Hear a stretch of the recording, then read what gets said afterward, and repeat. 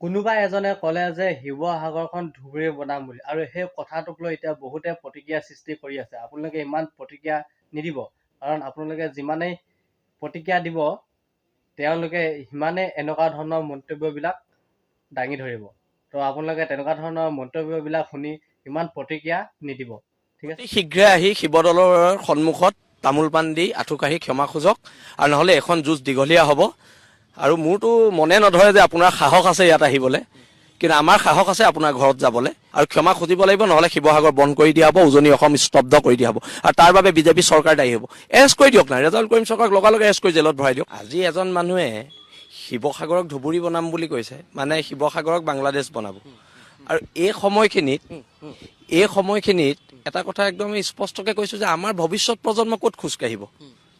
আজি বিজেপি চৰকাৰৰ বহুত ভুল নীতি আছে, যাৰ বাবে আজি চিন্তামণিগড়, শিৱসাগৰৰ চিন্তামণিগড় বাংলাদেশে দখল কৰি ল'লে।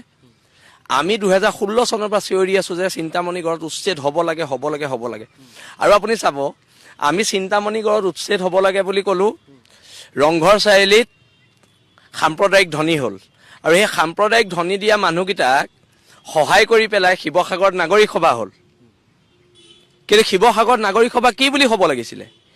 শিৱসাগৰত নাগৰিক সভা হ'ব লাগিছিলে যে চিন্তামণিগড়ত উচ্ছেদ হ'ব লাগে বুলি, কিন্তু আমাৰ বিৰুদ্ধে তাত নাগৰিক সভা হ'ল। এনেকুৱা নাগৰিক সভাক আমি গুৰুত্ব নিদিওঁ, সেইটো বেলেগ কথা। এইবিলাক হৈছে এটা জাতিৰ দালালৰ নাগৰিক সভা এখন, স্পষ্ট। কিন্তু কথাটো হৈছে কি, কোনোবা এটা পলিটিকেল পাৰ্টিয়ে নাগৰিক সভা পাতিব, সেইখন নাগৰিক সভা কোনোবাই একচেপ্ট কৰিব নাই কৰা। শিৱসাগৰৰ জনগোষ্ঠীয় জাতীয় দল সংগঠনে একচেপ্ট নাই কৰা সেইখন নাগৰিক সভা। কিন্তু কথাটো হৈছে চিন্তামণিগড়ত উচ্ছেদ হ'ব লাগিব। আজি যদি সিহঁতি চিন্তামণিগড়ত আহি সোমালে, শিৱসাগৰ টাউনত সোমাবলৈ কিমান দিন আছে? আমাৰ প্ৰশ্নবোৰ তাত, আমাৰ প্ৰশ্নবিলাক তাত। আমাৰ মানুহবোৰ আমি ক'ত জীয়াই থাকিম?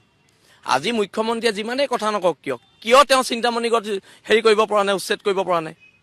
কথা বতৰাবিলাকতো তাত খেলি মেলি হৈ আছে কথা বতৰাবিলাক। আৰু আমাৰ কথাটো হৈছে যে আমি কাৰ্বি আংলঙৰ যিটো ঘটনা, আমি তাতো গৰিহণা দিছোঁ, আৰু তাতো আমি কাৰ্বি ভাইসকলৰ লগত আছোঁ।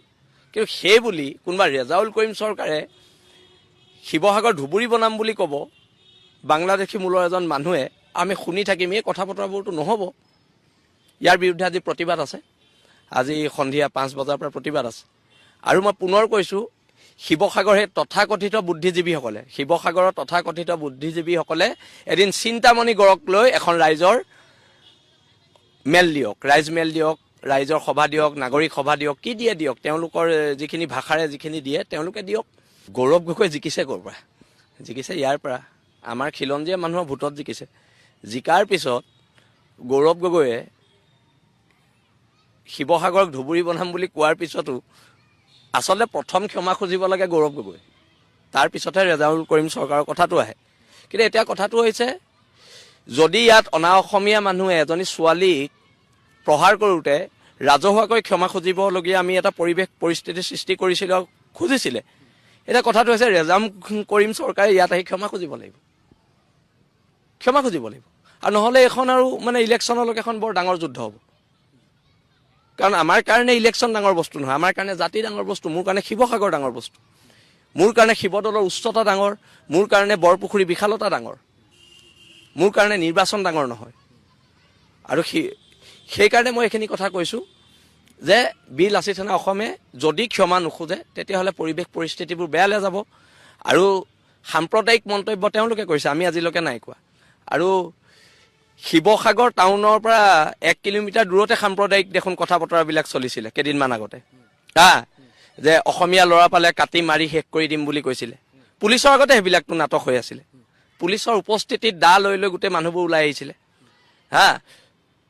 পুলিচৰ আগতে তাত নাৰায়ে তাকদিৰ আল্লাহু আকবৰ ধ্বনি দিছিলে। মই এটা কথা স্পষ্ট, বিজেপিৰ বুকুত উঠিও জাতীয়তাবাদ নহয়, কংগ্ৰেছৰ বুকুত উঠিও জাতীয়তাবাদ নহয়।